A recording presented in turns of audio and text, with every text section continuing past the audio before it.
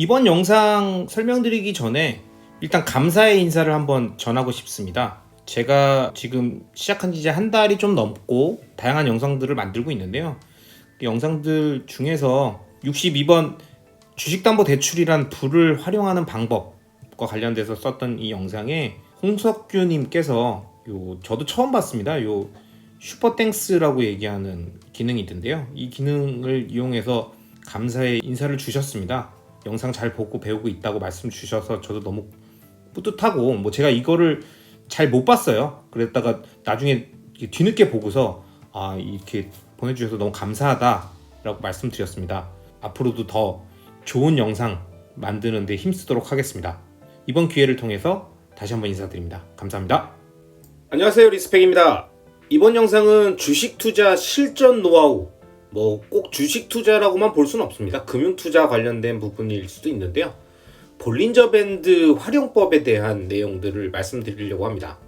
사실 이 글과 관련된 내용들은 제가 예전에 하와이 대저택님, 유스틴님, 핑크팬더님하고 함께 만들었던 파이어족 스테이션 카페, 그 다음에 파이어족 스테이션 유튜브 채널에서 관련 영상으로 한번 만든 적이 있었습니다. 그 당시에 이 여러 가지 주제들을 다룰 때 하나의 주제로 볼린저 밴드 활용법에 대해서 제가 강의처럼 진행을 한 적이 있었습니다. 그 방송은 핑크팬더님이랑 제가 둘이서 듀엣으로 한번 진행하면서 되게 재밌게 방송을 했던 적이 있었고요. 그 방송 내용은 주식 투자 실전이다. 누구나 자신만이 알고 있는 필살기는 있다라는 내용으로 만들었던 적이 있고요. 그 해당 영상은 현재도 유튜브에 있습니다. 유튜브에 파이어족 스테이션으로 검색하면 지금 현재 라브샷님이 운영하고 계시는 파이어족 스테이션 리오프닝 라브샷 말고 그 전에 파이어족 스테이션 채널도 그대로 남아 있습니다. 그래서 그 채널에 관련 영상이 있어서 그 영상은 제가 위에 카드로 띄워 놓겠습니다. 그때 제가 만들었던 영상에 대해서 많은 분들이 좋은 반응들을 주셨었어요.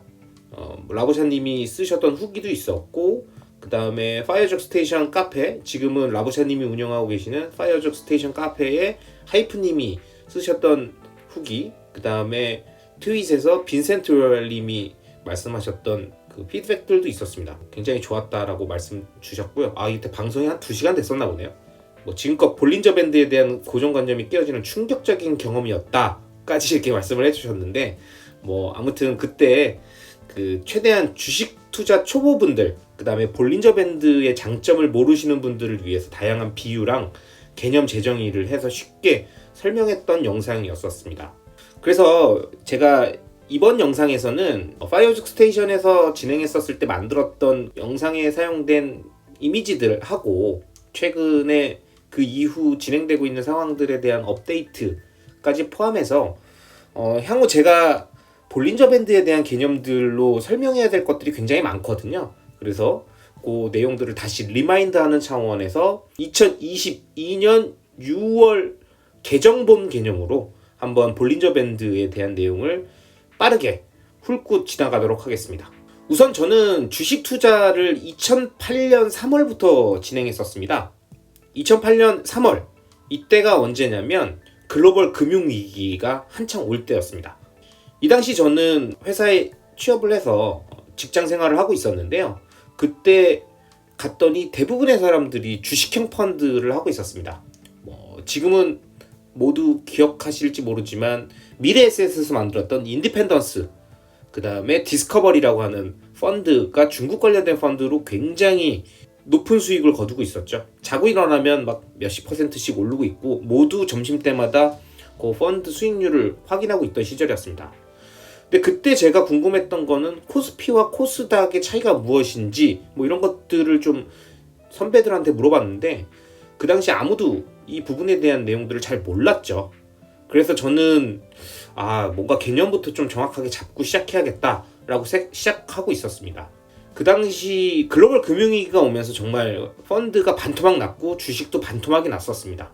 엄청난 하락이었고, 지금 느끼시는 공포하고는 비교가 안 될 정도로 큰 공포였어요.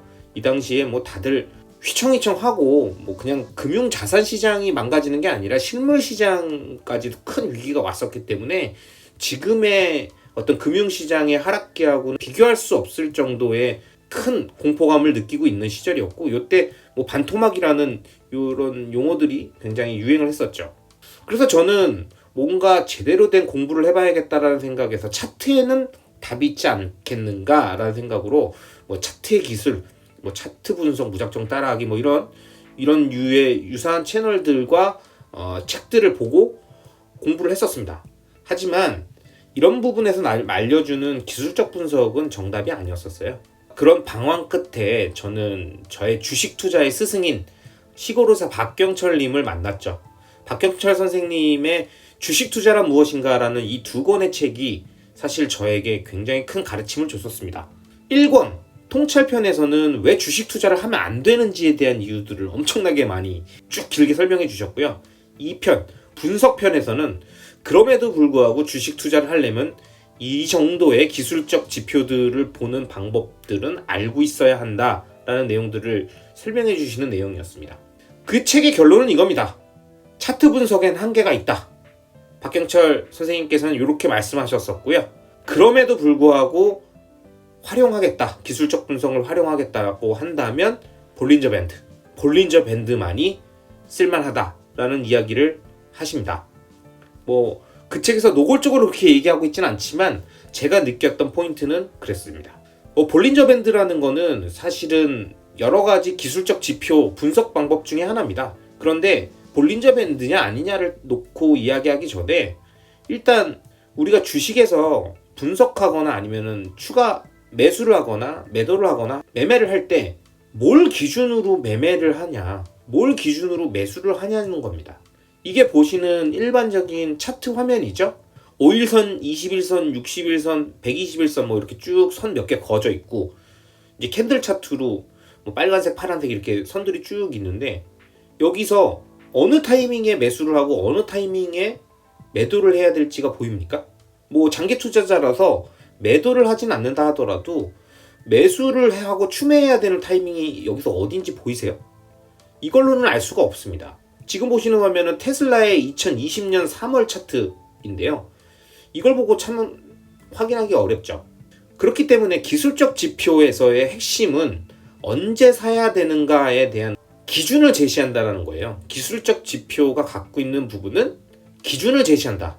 우리는 장기 투자자이기 때문에 매수해야 되는 타이밍, 추매해야 되는 타이밍에 대한 기준이라면, 트레이더라면 사고팔고를 반복하니까 언제 사고 언제 팔아야 되는지에 대한 기준을 제시하는 거죠. 그러한 다양한 기술적 지표들 중에서 저는 볼린저 밴드를 중요하게 보고 있기 때문에 볼린저 밴드를 기준으로 보면 앞서 봤던 테슬라의 2020년 3월 차트에서 언제 사야 되고 언제 팔아야 되는지에 대한 기준이 약간 보이지 않으십니까? 잘은 모르겠지만 위아래 빨간 선이 그어져 있고 가운데 굵게 검은 선이 그어져 있는데 그 검은 선을 잠깐 터치하고 올라갔죠. 그러면 이 선들이 무엇을 의미하는지 몰라도 아무것도 없는 상태보다는 이렇게 기준이 잡혀있는 상태에서는 그래도 우리가 지금 현재의 상태가 어느 정도 위치에 있구나를 판단해 볼 수 있다는 거죠. 그래서 기술적 지표가 주는 장점은 기준을 제시할 수 있다라는 거고요. 그런 임의의 기준들을 통해서 우리는 현재 주가의 타이밍, 가격의 타이밍을 예상해 볼 수 있는 겁니다. 볼린저 밴드에 대한 정의를 하라고 하면, 볼린저 밴드는 주가 변동에 따라 상하 밴드의 폭을 같게 움직이게 하여 주가의 움직임을 밴드 내에서 판단하고자 고안된 주가 지표를 말한다, 뭐 이렇게 돼 있는데, 이런 말들은 좀 너무 어렵고요. 그냥 저는 조금 더 쉽게 설명드립니다. 볼린저 밴드는 그냥 먹이를 삼킨 뱀입니다. 먹이를 삼킨 뱀이라는 뜻은 무언가 큰 걸 하나 먹었다고 생각하면 그것들을 소화할 때까지의 시간이 걸리는 거죠. 지금 보시는 그림처럼 어린 왕자에 나왔던 이 코끼리를 삼킨 구렁이, 뱀에 대한 부분인데, 이 뱀의 실루엣만 보면 뭐가 불룩하게 돼 있어서 이게 마치 모자처럼 보일 수도 있지만, 뭐 어린 왕자에서는 코끼리를 삼킨 뱀입니다 라고 하면서 이렇게 보여줬던 거잖아요. 그러니까 코끼리를 만약에 뱀이 삼켰다면 뱀의 몸뚱이 안쪽에는 엄청 불쑥 튀어나오는 부분이 있을 수밖에 없겠죠. 왜냐? 거대한 무언가를 삼켰다라는 것은 그것을 소화하기 전까지는 계속 그 덩어리가 안에 들어가 있다라고 볼 수 있기 때문에, 그렇기 때문에 볼린저 밴드라는 거는 뭔가 큰 시세가 형성되거나 큰 하락이 나오기 전에 내가 뱀이 먹었던 무언가가 그 안에 담겨있는 밴드다라고 생각하시면 됩니다. 저는 이렇게 설명드리는 게 볼린저 밴드에 대한 가장 직관적인 설명이라고 생각해서 이렇게 말씀드리는 거예요. 일반적으로 차트 분석이라 하면 이런 식으로 접근하는 사람들이 많습니다. 요 밴드의 하단 부분에 오면 매수, 쭉 하고 올라갔을 때 요 고점 부분 상단에서 매도, 떨어지면 매수, 틱틱 튕겨서 올라가면 매도, 다시 내려오고 올라가면 매도, 내려가면 매수, 이런 식으로 밴드의 요 상단, 그 다음에 밴드의 요 하단에서 매수와 매도를 반복한다, 이렇게 생각하시는 분들이 많고, 이게 일반적인 접근입니다. 그렇게 되면 어떻게 되겠습니까? 지금 보시는 그림처럼 밴드에서 아래쪽에서 매수하고 위에 쪽에서 매도하고 매수 매도 매수 매도 매수 매도 매수 매도 매도 이렇게 계속 끊임없이 트레이딩을 해야 됩니다. 물론 이런 식으로 접근하는 경우들도 있어요. 근데 이렇게 접근하는 게 가장 유효한 경우는 어떤 경우냐면, 지금 보시는 화면처럼 박스권을 그리고 있을 때예요. 그러니까 코스피가 한창 박스피라고 이야기했었던 시절부터 우상향이 아니라 어떤 특정 박스권을 형성하고 그 안에서 핑퐁 핑퐁 하듯이 움직이면서 어떤 패턴을 갖고 그 밴드 안에서만 고정화되어 있다, 머물고 있다라고 한다면 그런 식의 매수 매도 전략을 쓸 수도 있습니다. 하지만 이것도 트레이딩적 관점에서의 접근이고, 장기 투자의 관점에서 바라봤을 땐 이렇게 많은 거래를 하는 것은 의미가 없죠. 그러면 제가 접근하는, 리스펙이 접근하는 방식으로의 볼린저 밴드 활용법에 대한 부분은 이렇습니다. 우선 밴드의 상단과 중심선 하단이라고 하는 것이 갖고 있는 의미를 먼저 설명드릴게요. 먼저 요 그림에 나와 있는 요 위에 부분 쭉 거져 있는 이 선이 밴드의 상단입니다. 이 밴드의 상단은 저는 중력권이라고 부릅니다. 중력권이 갖고 있는 의미는 뭐냐면, 우리가 마치 지구에서 우주로 나가기 위해선 중력권을 돌파해야 되죠. 중력의 범위가 미치는, 즉 올라가면 잡아당기려고 하는 힘, 그 힘이 작동되는 것이 중력권입니다. 근데 우주권, 대기권 바깥으로 나가면 어떻게 됩니까? 중력이 작동되지 않기 때문에 유영을 할 수가 있죠. 그렇지만 중력권 안, 즉 밴드 상단을 돌파하기 전까지는 중력의 영향이 미친다 라고 생각하시면 됩니다. 그리고 이 검은색으로 표현되어 있는 부분이 저는 중심선이라고 얘기하는데, 이 중심선은 저는 뒤쪽에서도 말씀드리겠지만 200일선을 기준으로 잡고 있습니다. 이 200일선은 우리가 딛고 있는 땅입니다. 이 땅에 발을 딛고 있는 상태에서 점프를 하게 되면 중력이 작용하니까 다시 떨어지지만 땅 밑으로 꺼지진 않죠. 그렇기 때문에 우리가 언제든 점프했다 내려와서 닿을 수 있는 것, 그것이 중심선, 땅이라고 표현할 수 있습니다. 마지막으로 밴드 하단은 요 아래쪽에 빨간색으로 표시되어 있는 요 부분입니다. 요 밴드 하단은 저는 멘틀이라고 표현합니다. 지구를 중심으로 설명을 드리고 있는 건데, 요 밴드 상단이 중력권, 밴드 중심이 땅이라면 밴드 하단은 멘틀입니다. 이 멘틀이라는 것은 땅을 파고 깊숙이 내려가도 끝도 끝도 없이 내려가야 닿을 수 있는 것이죠. 근데 이 멘틀에 닿으면 멘틀 안에는 엄청난 가스가 가득합니다. 이 가득한 가스층, 여기까지 내려가게 되면 밴드 하단이다 라고 하는 겁니다. 이 개념을 갖고 뒤쪽에서 조금 더 자세히 설명드리겠습니다.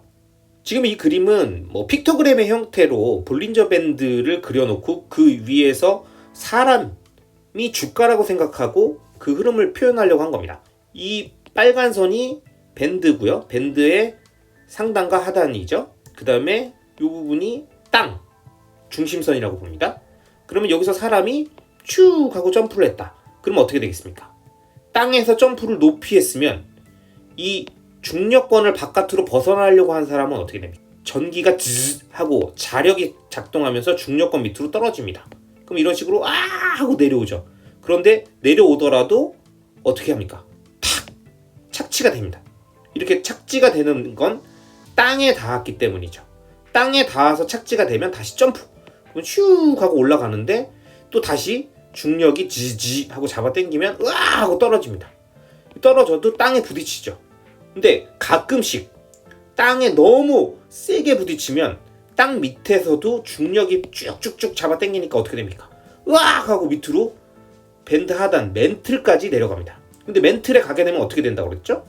여기에 강력한 가스들이 있죠. 그럼 가스가 빵빵 터지면 봉봉 하면서 위로 올라갑니다. 이렇게 해서 위로 바짝 튕겨 올라가기도 하고, 위로 올라가려고 했더니 땅이 막고 있어서 땅에 부딪혀서 다시 내려오기도 하고, 어쨌든 땅을 뚫고 위로 올라갔는데 올라가는 이 가스의 힘이 너무 세서 팡팡 두 번 튕기면서 슝 하고 위로 올라가서 중력을 벗어나기도 합니다.